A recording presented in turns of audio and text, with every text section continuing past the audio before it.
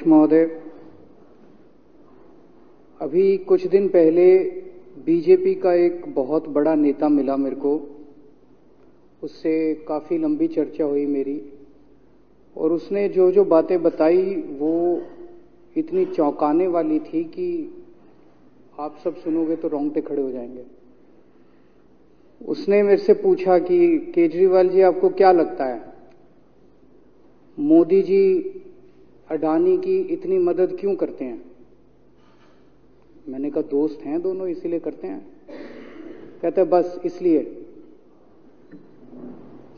कहता मोदी जी ने आज तक किसी के लिए कुछ नहीं करा, अपनी वाइफ के लिए कुछ नहीं करा, अपनी मां के लिए कुछ नहीं करा, उनके भाई गुजरात में रहते हैं उनके लिए, किसी रिश्तेदार के लिए कुछ नहीं करा, राजनीतिक गुरु के लिए कुछ नहीं किया। वो अपने दोस्त के लिए इतना कुछ करेंगे, ऐसा कैसे हो सकता है? दोस्त को इतने मेहरबान क्यों हैं? ऐसी भी क्या दोस्ती है? आज के जमाने में कौन कोई भाई के लिए कुछ नहीं करता, दोस्त के लिए कौन करता है? तो मैंने कहा फिर क्या मामला है? कहते आप खुद सोचो, इतना बड़ा क्राइसिस हुआ, हिंडनबर्ग की रिपोर्ट आई, चारों तरफ थू थू हुई, पूरा क्रैश कर गया अडानी ग्रुप।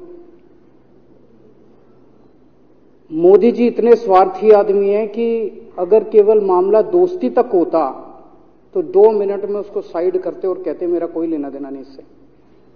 अभी भी उसको बचाने में लगे हुए हैं। कभी एसबीआई को कह रहे हैं इसको पैसे दो, आज अखबार में आया पीएफ वालों को भी बोला इसको पैसे दो। सारी एजेंसी अभी भी उसको पूरी तरह से उसको बचाने में लगे हुए हैं।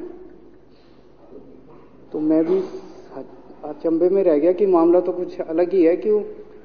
ऐसा भी क्या दोस्त हो गया कि दोस्त डूब रहा है और फिर भी उसको पूरी तरह से इतना बड़ा पॉलिटिशियन है। पॉलिटिशियन के लिए तो परसेप्शन सबसे इंपॉर्टेंट होती है। कोई आसपास वाला अगर कहीं, वो तो आदमी कह देता है यार मेरे से मिलना बंद कर दियो कल से। वो उसको अभी भी बचाने में लगे हुए हैं। और उसने मेरे को बताया कि,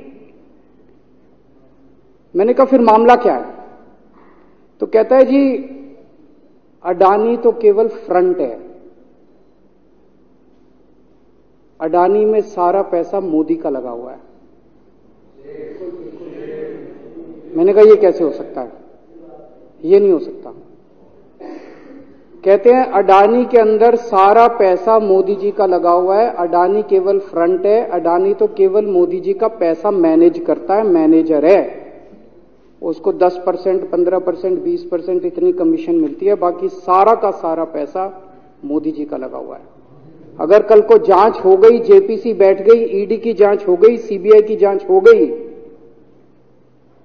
तो अडानी नहीं डूबेगा, मोदी जी डूबेंगे। जिस दिन अडानी डूबा उस दिन मोदी जी डूबेंगे। मैंने कहा यार उनको पैसे की क्या जरूरत है?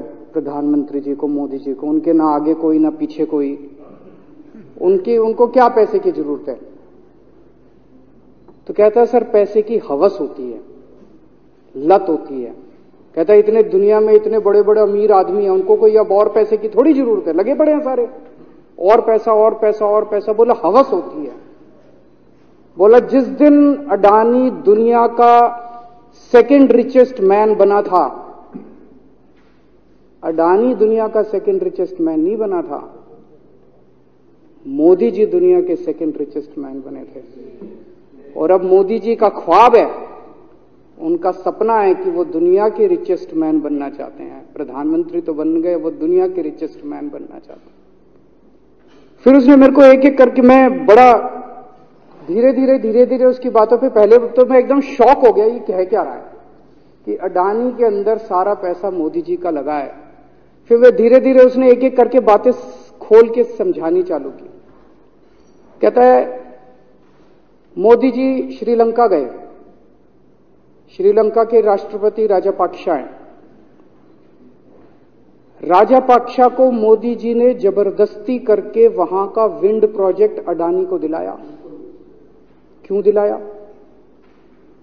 मैं आप लोगों से पूछना चाहता हूं, आप में से कोई विदेश जाएगा तो वहां की किसी एजेंसी को जबरदस्ती करके अपने भाई को, रिश्तेदार को ठेका दिला के आओगे क्या? ऐसे कोई करता है क्या? मोदी जी ने जबरदस्ती राजपाक्षा के ऊपर प्रेशर डाल के वहां का विंड प्रोजेक्ट अडानी को दिलाया। अडानी को नहीं दिलाया, खुद लिया वो प्रोजेक्ट। वो मोदी जी का प्रोजेक्ट है, वो अडानी का प्रोजेक्ट नहीं है। और ये बात कैसे निकली? वहां का जो बिजली बोर्ड है श्रीलंका का, जैसे अपने यहां स्टैंडिंग कमेटी है असेंबली की, पार्लियामेंट की स्टैंडिंग कमेटी है, वैसे उनकी भी पार्लियामेंट की स्टैंडिंग कमेटी होती है। तो वहां पे पार्लियामेंट की, श्रीलंका की पार्लियामेंट की स्टैंडिंग कमेटी ने जब उनके बिजली बोर्ड के चेयरमैन को बुलाया और बोले तूने ये प्रोजेक्ट अडानी को क्यों दिया, तो उसने कहा जी राजापाक्सा साहब ने मेरे को बुलाया था, उन्होंने कहा मोदी जी मेरे पे बहुत प्रेशर डाल रहे हैं कि ये प्रोजेक्ट अडानी को दो।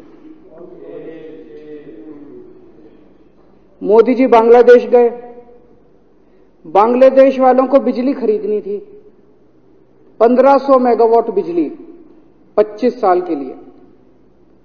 मोदी जी ने वो प्रोजेक्ट भी अडानी जी को दिला दिया। अडानी को नहीं दिलाया, मोदी जी ने वो प्रोजेक्ट खुद लिया। 25 साल तक 1500 मेगावाट बिजली खरीदने का प्रोजेक्ट बांग्लादेश का, वो भी मोदी जी ले आए अपने नाम पे। इजराइल गए, इजराइल के साथ भारत ने कई सारे रक्षा सौदे किए, रक्षा सौदे, वो सारे के सारे रक्षा सौदे अडानी को दे दिए।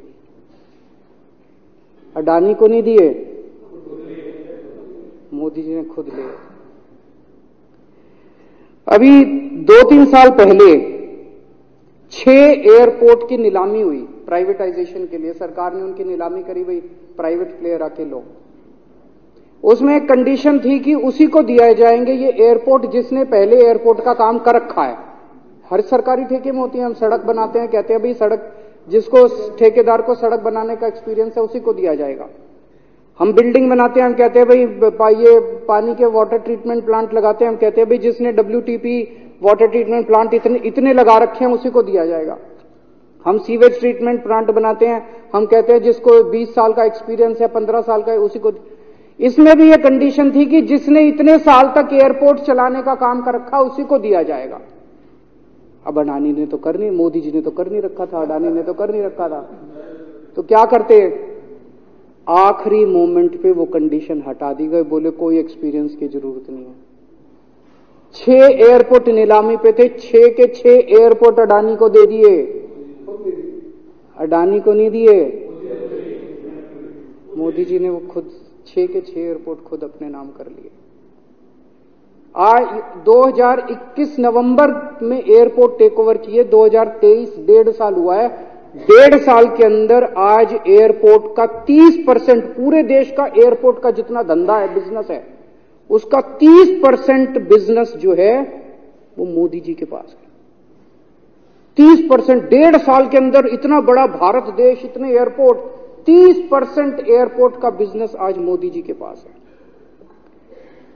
एक और बड़ी इंटरेस्टिंग चीज हो रही है, ये ईडी और सीबीआई को इस्तेमाल करके बंदूक यहां रख के लोगों की फैक्ट्रियां छीनी जा रही हैं। मतलब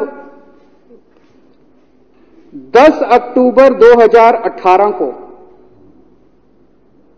10 अक्टूबर 2018 को कृष्णापट्टनम पोर्ट के ऊपर इनकम टैक्स की रेड हुई और 6 अप्रैल 2020 को 1.5 साल बाद वो पूरा एयरपोर्ट अडानी ने खरीद लिया। उसके यहां बंदूक रख के उसको कहा या तो दे दे और या जेल। तो वो अडानी ने नहीं खरीदा, वो मोदी जी के पास चला गया कृष्णापट्टनम एयरपोर्ट। 10 दिसंबर 2020 को एसीसी और अंबुजा सीमेंट पे रेड हुई और 2 साल बाद 16 अक्टूबर 2022 को दोनों सीमेंट प्लांट मोदी जी के पास चले गए। 2020 जुलाई को मुंबई एयरपोर्ट का मालिक था जीवीके, उसके ऊपर सीबीआई और ईडी की रेड हुई, एफआईआर हुई और 1 महीने बाद मुंबई एयरपोर्ट जो है वो मोदी जी के पास चला गया, अडानी के पास चला गया। तो ईडी और सीबीआई पे रेड कराते हैं, उसको धमकाते हैं फैक्ट्री वाले को, कंपनी वाले को कि या तो जेल जा और या तेरी फैक्ट्री हमको दे दे। ये इधर तो सुनते थे, हरियाणा की तरफ ये टुच्ची इधर इसकी फैक्ट्री भी छीन ली, पंजाब में भी सुनते थे इसकी भी फैक्ट्री छीन ली, इसकी। पूरे देश के अंदर ये इतनी गुंडागर्दी मची पड़ी है कि ईडी की रेड करा देते हैं, सीबीआई की रेड करा देते हैं, यहां बंदूक रखते हैं और कहते हैं या तो फैक्ट्री दे दे और या जेल जा। ये क्या चल क्या रहा है इस देश के अंदर? इन्होंने अभी थोड़े दिन पहले ऑर्डर निकाला कि सारे जितने पावर प्लांट हैं, जितनी राज्य सरकारें हैं, पंजाब सरकार की, हमारी जो सरकार है, उनके पास भी ऑर्डर आया, सारी सरकारों को जितना उनका कोयले की रिक्वायरमेंट है उसमें से 10% कोयला इंपोर्टेड इस्तेमाल करना पड़ेगा। और इंपोर्ट केवल मोदी जी करते थे, अडानी करता था। तो इसका मतलब आपको 10% अपना कोयला कंपलसरी, जरूरत नहीं है आपको कोयले की, लेकिन 10% कोयला आपको अडानी से खरीदना पड़ेगा। हमारे देश का कोयला 2000 रुपए टन है, इंपोर्टेड कोयला 20,000 रुपए टन है। 10 गुना दाम के ऊपर आपको अडानी से यानी कि मोदी जी से कोयला खरीदना पड़ेगा।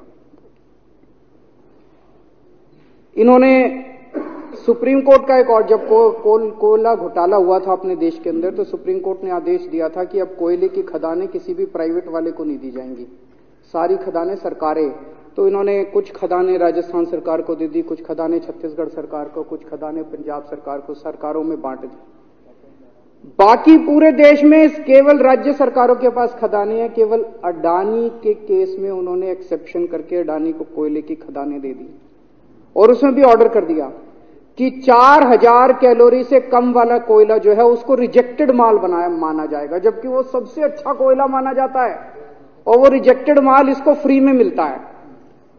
तो कम से कम 2800 करोड़ रुपए का कोयला हर साल फ्री में मोदी जी ले जाते हैं। 2800 करोड़ रुपए का कोयला हमारी खदानों से हर साल मोदी जी निकाल के ले जाते हैं।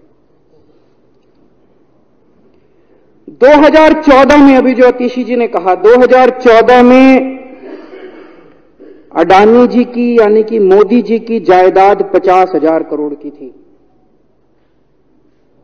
7 साल बाद इनकी जायदाद हो गई 11.5 लाख करोड़। मोदी जी इतना पैसा लेके कहां जाओगे? 11.5 लाख करोड़ रुपए की जायदाद, 7 साल में इतना लूट लिया अपने देश को। 2014 में 609 नंबर पे थे, अब ये सेकंड रिचेस्ट बन गए, अब रिचेस्ट बनना चाहते हैं ये तो। लेकिन कुदरत है, कुदरत तो बड़ी ताकतवर है। किसने सोचा था एक दिन हिंडनबर्ग रिपोर्ट आएगी और 24 घंटे के अंदर सारा तहस नहस हो जाएगा। 1947 से लेके 2014 तक 67 साल में भारत देश ने, सारी सरकारें जितनी आई सबने मिलके 55 लाख करोड़ रुपए का कर्जा लिया था भारत सरकार ने। 2014 से 2022 7 साल के अंदर 85 लाख करोड़ रुपए का कर्जा ले लिया, दुगने से भी ज्यादा। जितना 67 साल में लिया था उतना 7 साल में ले लिया। ये पैसा गया कहां? ये पैसा गया कहां? ये सारा इनकी जेब में गया। तो मैं जनता को कहना चाहता हूं, आप तो जीएसटी देते हो, अपने बच्चों का पेट काट के टैक्स देते हो, दूध पे, दही पे, हर चीज पे जीएसटी देखो। वो जीएसटी का पैसा जाता है जनता की उसमें खजाने में, वहां से वो जाता है अडानी के खजाने में और वहां से वो जाता है मोदी जी के खजाने में। दोनों हाथों से लूट मची हुई है, पूरे देश को लूट रहे हैं प्रधानमंत्री जी, मोदी जी पूरे दोनों हाथों से लूट रहे हैं। कोयला लूट रहे हैं, एयरपोर्ट लूट रहे हैं, सड़कें लूट रहे हैं, बिजली लूट रहे हैं, पानी लूट रहे हैं, कुछ नहीं छोड़ा, सब कुछ लूट रहे हैं। जितना कांग्रेस ने 75 साल में नहीं लूटा, उससे 10 गुना इन्होंने 7 साल के अंदर, 8 साल के अंदर लूट लिया देश को। अडानी का क्या रोल है इसमें? मोदी जी कम पढ़े लिखे हैं, उनको समझ नहीं है कि करना क्या। अडानी आके बताता है पैसा यहां लगा लो, इस देश में चलते हैं, वहां की ये कंपनी खरीद लेते हैं, ईडी को और सीबीआई को इसके पीछे लगा दो। वो सारा मैनेजमेंट करता है, दिमाग उसका, पैसा मोदी जी का। उसके बदले में उसको पता नहीं 10%, 15%, 20% कितनी कमीशन मिलती है, लेकिन दिमाग सारा अडानी का है। और मेरे को ज्यादा चिंता इस बात की है अध्यक्ष महोदय प्रधानमंत्री जी कम पढ़े लिखे हैं, उनको कम समझ में आता है। लोग आके उनको कुछ ना कुछ कहीं भी जाते हैं या कोई विदेश से आता है, उसके जो भी विदेश से नेता आता है या कहीं जाते हैं तो 2 ही कंडीशन होती है। एक तो उसको कहते हैं भाई गले मिल ले तो फोटो खिंचा ले, गले मिल ले फोटो खिंचा ले, पार्क में घूम ले तो वो फोटो खिंचाने के लिए उसको कहा जाता है भाई फोटो खिंचा ले, फोटो खिंचाने के लिए। और दूसरा उसको कहा जाता है भाई अडानी को ये ठेका दे दे, अडानी को ये ठेका दे दे। और कोई किसी कईयों को कहते हैं तारीफ कर दे, कोई आके कुछ नेता आके कहते हैं ना मोदी जी तो दुनिया के सबसे लोकप्रिय नेता है। उसने क्या लेना देना मोदी जी दुनिया के सबसे लोकप्रिय, वो आके क्यों कह रहा है? बदले में वो देश, ये जो गोरे हैं ना बहुत चतुर हैं, बहुत चालाक हैं, ये ऐसे इतने भोले वाले नहीं है कि यहां पे आए और कह गए मोदी जी दुनिया के, वो पता नहीं किस किस चीज पे साइन करा के ले जाते हैं, पता ही नहीं चलता बदले में क्या साइन करा के ले जाते हैं। यही हुआ था 17वीं 18वीं सदी के अंदर हमारे देश में। वो ईस्ट इंडिया कंपनी वाले आते थे, उस टाइम के हमारे राजे महाराजे भी ऐसे ही अनपढ़ होते थे, उनको कुछ अकल होती नहीं थी। उनके राज्य उनके दरबार में आते थे, उनकी तारीफ करते थे, खूब तारीफ करते थे और पता नहीं किस किस चीज पे साइन करा के ले गए। 100 साल के अंदर पूरा देश अंग्रेजों ने कब्जा कर लिया। वही हाल अब हो रहा अपने देश का कि हमारे कम पढ़े लिखे प्रधानमंत्री हैं, पैसे की हवस है और मतलब जो भी आता है 2 लाइन उनके उसमें बोल दे, गले मिल ले, पार्क में घूम ले, अडानी को 2 कंपनियों का ठेका दे दे, बदले में पता नहीं देश का क्या क्या बेच दिया इन लोगों ने। बहुत चिंता है हम लोगों को देश की इस वक्त, जिस दौर से देश गुजर रहा है। मुझे लगता है कि आजादी के बाद से सबसे भ्रष्ट प्रधानमंत्री अगर कोई हुए हैं जिन्होंने देश को इतना लूटा है तो वो आज मौजूदा प्रधानमंत्री हैं। और उसके ऊपर कम पढ़े लिखे हैं, उनको कुछ पता नहीं, कोई कुछ भी उनसे साइन करा के ले जाता है, किसी को कुछ पता नहीं चलता। मैं संजीव झा के प्रस्ताव का समर्थन करता हूं।